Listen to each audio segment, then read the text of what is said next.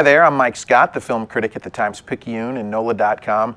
And last month when he was passing through town for a wrestling event, Dwayne Johnson took the time to sit down and take off his wrestler's hat and put on his movie star hat and talk with me about G.I. Joe Retaliation, the big budget sequel that he shot in town in fall 2011. Fairly wide-ranging conversation. We talked about the film, we talked about his love for the G.I. Joe toys as a boy, and we talked about his time in New Orleans. Take a look. So, of course, we're here to talk about G.I. Joe Retaliation, but before we get to that, and I will get to that, you've done Snitch in Shreveport, you've been, Empire State was shot down here as well. Yeah. What's the deal? What keeps bringing you back to Louisiana? The beignets, brother. Of course.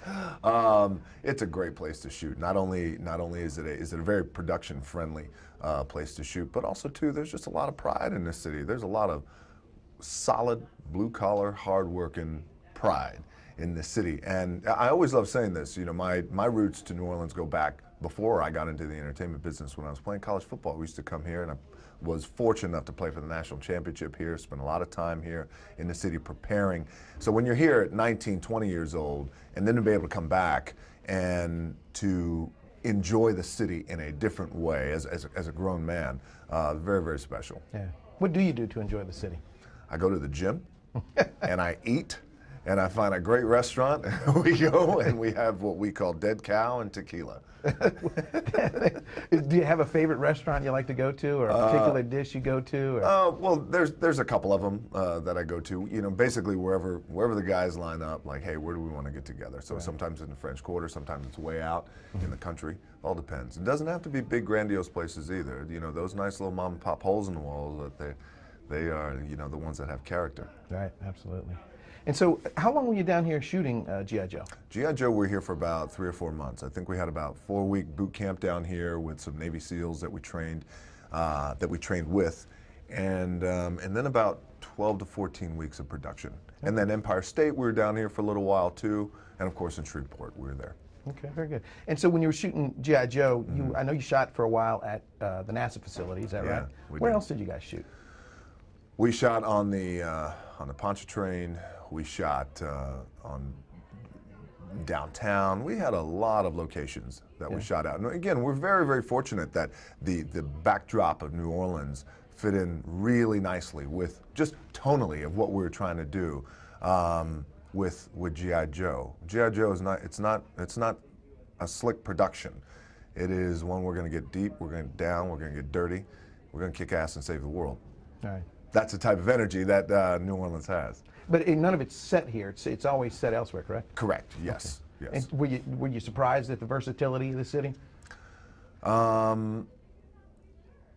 I was, and at first I was, you know, because a lot of times it always comes down to dollars, and if it makes dollars, then it makes sense. Right. And in this case, very production friendly, and in terms of the marketplace, in terms of how competitive the marketplace is out there, to bring productions into the city. New Orleans came in, kicked everybody's ass, basically.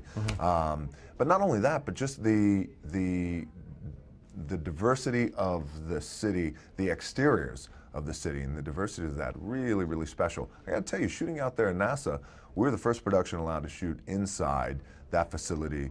We're very, very grateful, and that is to scale. So, I mean, the spaceships were there, everything was, the buildings were to scale, and it looks incredible on film, especially in 3D. Oh, cool. Yeah. And so, set up the movie for me. Is this a sequel? Is it a reboot? Is it a little bit of both? Well, it's G.I. Joe Retaliation, and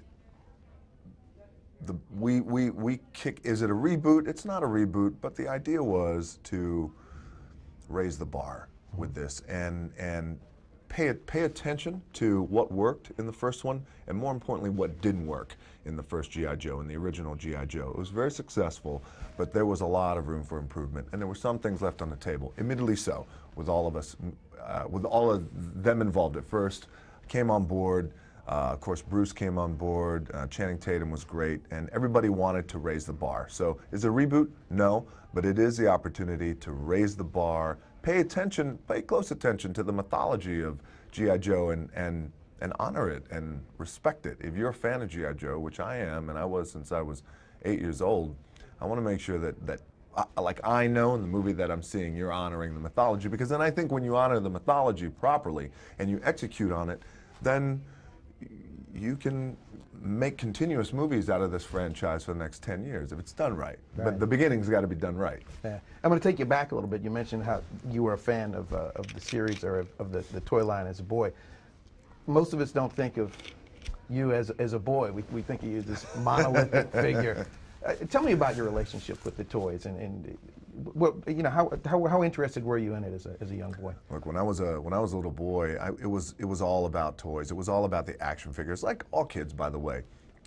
With me, I had a great love for G.I. Joe and Star Wars action figures. And the thing about it is, in my world, when I was a kid, they weren't independent. They coexisted. So we had my G.I. Joe, you know, whether it was Roadblock, he'd kick ass with Boba Fett. That's cool. Yeah, we had, whether it was Snake Eyes would, you know, find C-3PO. Very cool. Very cool. And of course, you know, Princess Leia. Right. And Roadblock. Tell me about Roadblock, not involving Princess Leia. Who is Roadblock? Tell me about the character and what drew you to him. The character of Roadblock is, in the mythology of G.I. Joe, he's the Joe that keeps them all together. A leader, a locker room leader, if you will, and on the field he is a commander, but one in the shadows, and he prefers it to be that. Great friends with Duke, best friends with Duke, played by Channing Tatum. And what drew me to this character was that I love the idea that he was a leader, but through his own wiring and makeup, preferred to be in the shadows and see everything from this perspective, or 50,000 feet up and looking down, but no need to be in the spotlight.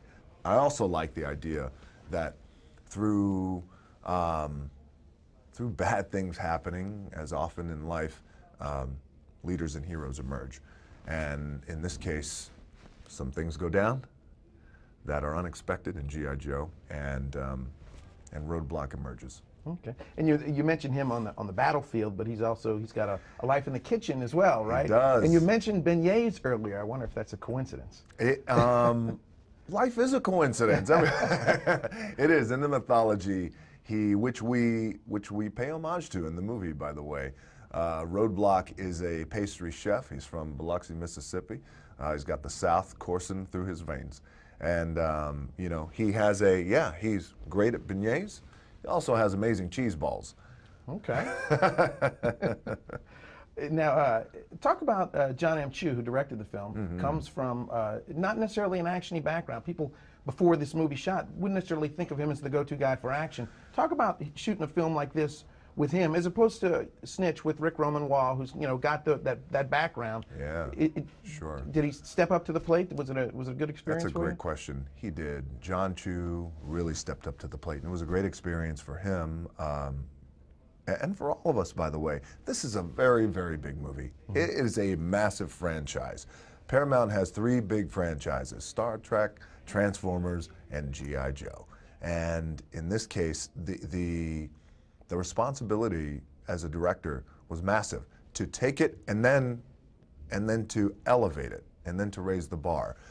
What's interesting about Jon M, and you were alluding to this, is he certainly wasn't my first choice, but when they came to me with the idea, I thought, oh, that's interesting, because the last movie he directed before G.I. Joe was the Justin Bieber film. And I thought, well, there's a lot of very smart, brilliant people working on this movie who are saying, Jon M, let's sit down with him. I sat down with Jon, but the thing about Jon, there's 2 things with him that moved me and made me realize he was the best director for this job. Number 1 is his love for G.I. Joe.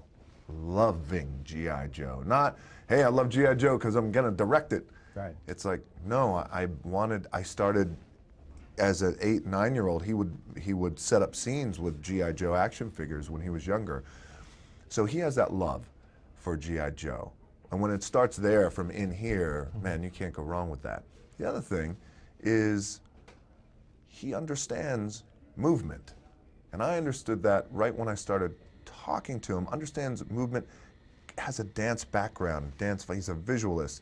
And the Justin Bieber movie, while very successful, and while obviously Justin's very successful, it was just icing on his cake, so to speak, just the tip of the iceberg. So he has this incredible depth of movement and how to shoot movement. That's why you see in some of these action sequences in G.I. Joe, whether it's the real boots to the ground, kick-ass action sequences with the soldiers, like myself and Channing Tatum, to the heightened reality with the ninjas are incredible. I mean, they're shot incredible. So he was the right guy for the job, and I got to tell you, obviously, because I've been talking about him for a couple of minutes now, I couldn't be happier with him. Very good.